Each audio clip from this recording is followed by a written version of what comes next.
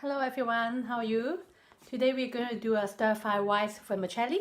Vermicelli is a very different texture with normal egg noodles or bean vermicelli, and also they have a lovely rice flavor. It's literally gluten-free as well. It's really good for everyone. If you want to do gluten-free, you can use some gluten-free soy sauce like tamari or oyster sauce that is no gluten. And the ingredient is really simple. It is a great way to use up a bit of everything in your fridge. You might have some leftover ham, chicken, some vegetables, and you can just put them all together. It's brilliant. And okay, let's have a look. So we have a bit of change here today. I have some chorizo in the fridge, a bit of ham, some onion. Also, it's a lovely wild garlic from the garden, and I have some Chinese cabbage, 2 eggs, and some rice vermicelli here. I already pre-boiled them. It's just follow instruction a few minutes in hot water and drain it off. After you drain off, I mix some soy sauce, a little bit of salt. Just give a little bit of flavor in it before you start cooking. Okay, so this should be fairly dry now and easy to cook later. Okay, I cooked 2 eggs here, fry them up, break the yolk. Okay, cook until they're cooked. Put the time to scommering, and that's what I did. Take them out, and I put around 1 medium onion in it. Slice them a bit quite thin. Fry them with the ginger together until slightly brown. Your chorizo, whatever you have, put them all in. Okay, you're going to fry them. Let whatever flavor you're putting in infuse the onion and the oil. Chorizo is great because there's some smoked paprika inside. It might taste like fusion later. It's a good experiment, you know. Now we have a bit of time. Cabbage. If you don't have Chinese cabbage, you can use some normal white cabbage or Irish cabbage. But try not to use the very tough one because you don't have a lot of time to cook them.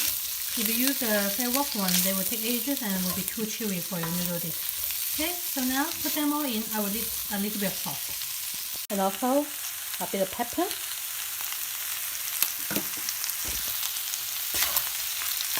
Let them cook away. Because noodle has already been cooked, you won't need too much time on it later. Now just let all this cook partly. And then we put the noodles in. All the noodles go in now. What you need to do, you need 2 hands actually to mix them with the vegetables. Okay. I keep mixing them, and then the flavor will go well together. If the noodle was a bit cold because you have maybe on it on the side for too long, what you can do is have a dash of hot water, create the steam.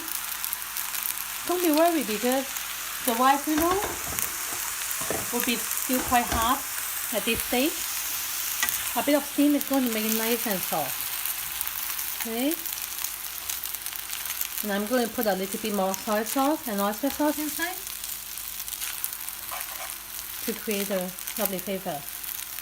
And here, the chive earlier, I have already cut them up around maybe 1 or 2 inch, probably 1 inch better. And it's from away. They will put them in at the end. I also add tiny bit of dark soy sauce, so have a lovely richer color on it. They're nearly ready now. It's actually ready, but we're going to make them look nice. So a bit of egg and the wild garlic. I actually don't know what they are exactly yet. I don't think they are real wild garlic, but they have the same taste. Do you know? If you know, tell me. They are the one we grow in the garden. Maybe wild onion. Mix them all.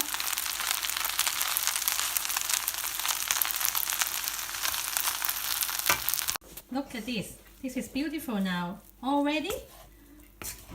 They are very, very popular home mixed style noodle dish. You can put anything you have left over in your fridge to put in and make a lovely dish. And it's much nicer than just eating sandwiches. Okay? So look, it's ready now. I still have loads in the wok. You can feed probably 4 or 5 people between the ingredients. It's a great way to use noodles and all the leftover in the fridge. And also, it's a good variation for eating pasta or frozen meal all the day. Okay, so I will put up the recipe as well. I'll talk to you again. Bye bye.